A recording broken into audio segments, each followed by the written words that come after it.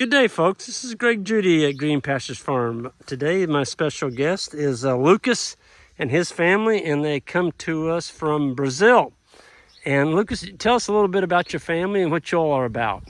Well, we just moved to Brazil because of the pandemic. My work can be remote now. My boss figured out I could be remote. Okay. So then we're remote and working remote from there. And I grew up there. We're from Brazil. Yep. And we're just here working computer stuff. Yep. But was almost losing my mind on the computer, so I needed to be able to do a better job at that. So we went to Brazil and trying our hand at raising some cattle. Well, you were telling me earlier and show me some pictures of what you're doing there as far as some of the land. It's amazing how quickly it recovers when you take some of the brush off, and you're growing some pretty nice grass there. Yeah. I'd say I'd call it 100%. I can't even call it 99%. 100% of the land is unused, and it's just turned to brush. And they slash and burn it every 10 years and plant corn on it with a hoe. So it's pretty third world country, but we're cutting down the brush the same way they do. Don't burn it, and just see what happens. Some places will throw some grass seed, other places we've learned this last rainy season. I'm just starting, we're just learning. So this last rainy season, there's lots of places we didn't plant anything, and the grass, within 2 months, it just totally covers the grass. And it's different than even here. I was looking at Greg's, your right. grass. It's, it's just, somehow it's different. I'd call it tropical grass there. Yeah. And, 20, 30 days, and it'll be chest height after they laid it all down. The cattle laid it down 20, 30 days. You showed a video where you had grazed this grass off, and I think it was 20 days later, you walked into it and you disappeared. Yeah, it's over there. And that's what I'm trying to figure out, what's the right time frame, because it feels like it's too big, and it's not practical to put the electric fence through the pickets. I can't think of the English word, but the rope. Yep. It's too tall, and you got to smash it out of the way so the cattle can see it. And I don't know, I'm looking, maybe we'll go shorter. We're trying to figure it out. We're just trying to figure it out how it works.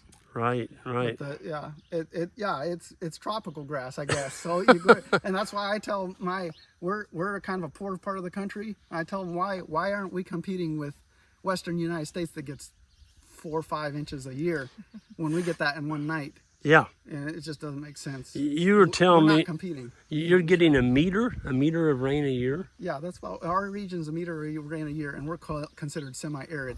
But that's a yard of rain a year. Whew. Right? So I don't see how you can call it semi-arid. You wouldn't go, I don't know. It's considered. You need to ask anyone, our region of the country is called semi-arid. Oh my goodness. But I don't see how you just got to learn to use the water. Yeah.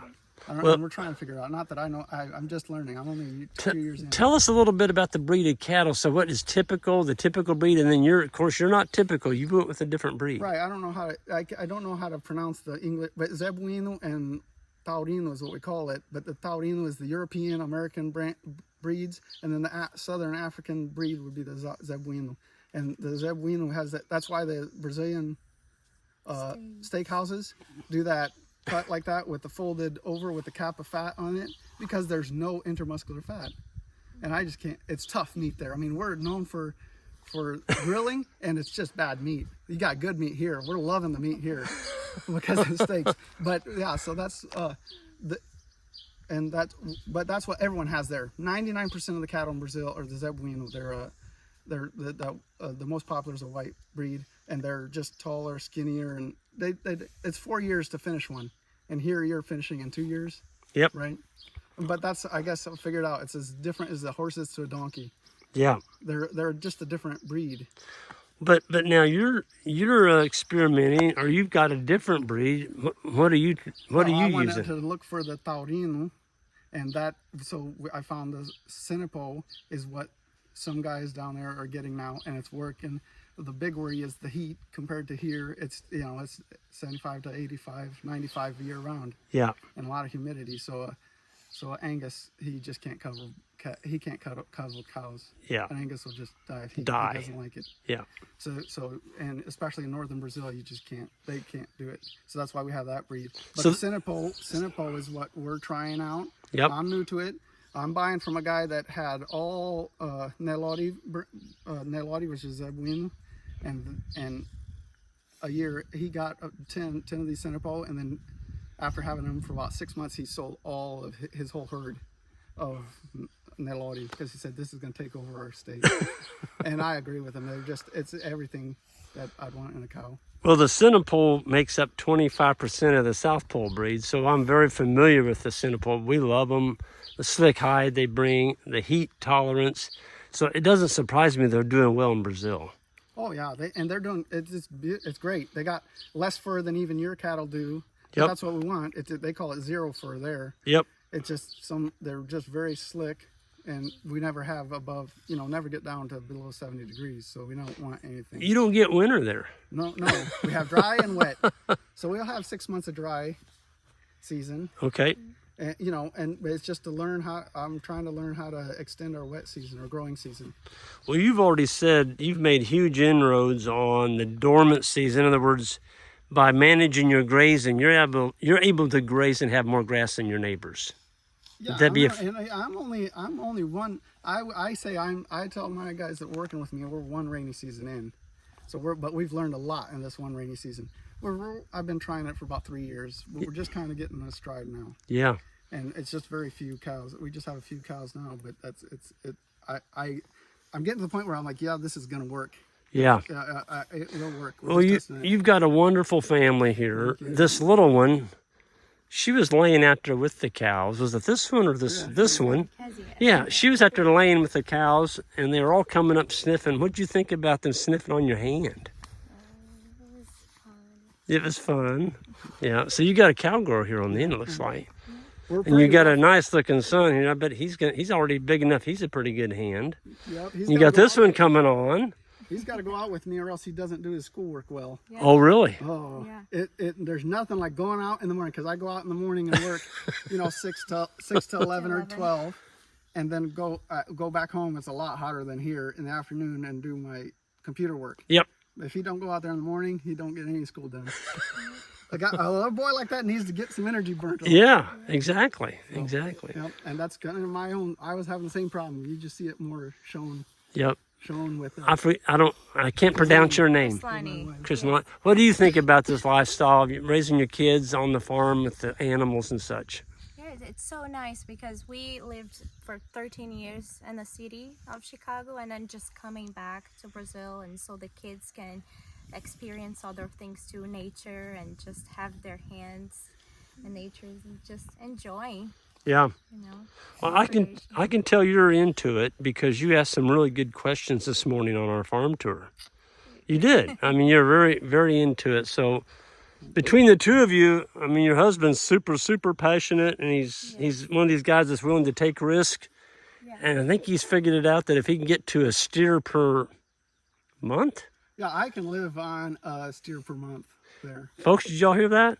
So so I'm thinking that's 12 producing cows, and then I'll have them, their offspring for 24 months after that. Right. So then I'm sitting at about 36 head. Yep. So. Yeah. It's a different environment in Brazil. It's cheaper living. Yeah. And it's not as luxurious and affluent as here. And we aren't living as affluent as we even do here. Right. But it's very good life for our kids. Yeah. We're living cheaper than we are living there. Kids, you just can't buy it. It's a different affluence. It is. We had an intern. He ended up being a farm manager a little bit, and he was born in Brazil on the Amazon River. His parents were missionaries.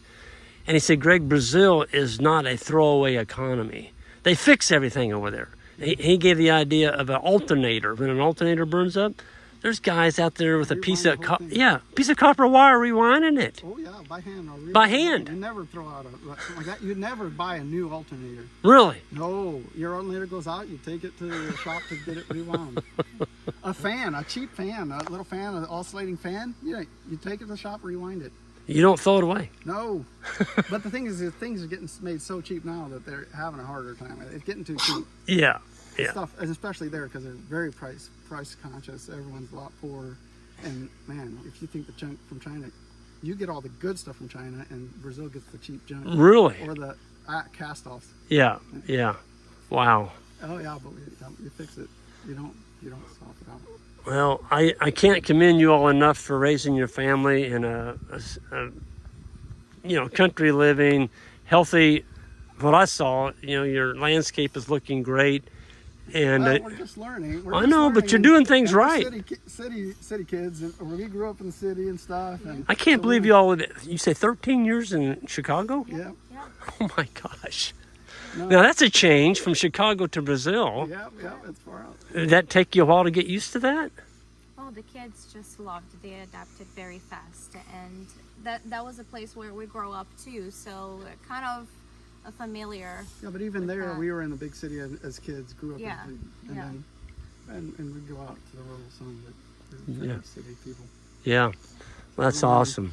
Well, folks, thank you all so much for your time this morning and sharing your life. Showing us your farm. Yeah, well, we had a good tour. The thing that killed me all morning was you were saying, "Come on, kids, it's nice and cool out here." I'm like, "No, it's really hot." But you're in Brazil. This would be cool. This is cool. 30 degrees on the sun is a big difference. You don't realize it. See, what latitude you're at. Yeah. So that's our 4 o'clock sun, 3 o'clock sun. Right.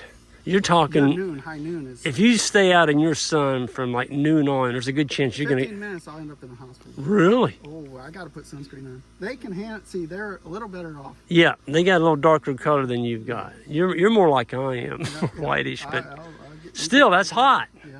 Yeah. The sun is just a little more direct. It's surprising the difference. You can feel it when you come fly up here and then. All right. Well, thank you all for your time this morning. And folks, we'll go ahead and get out of here. Hit that subscribe button on the way out if you're new to the channel. I appreciate it.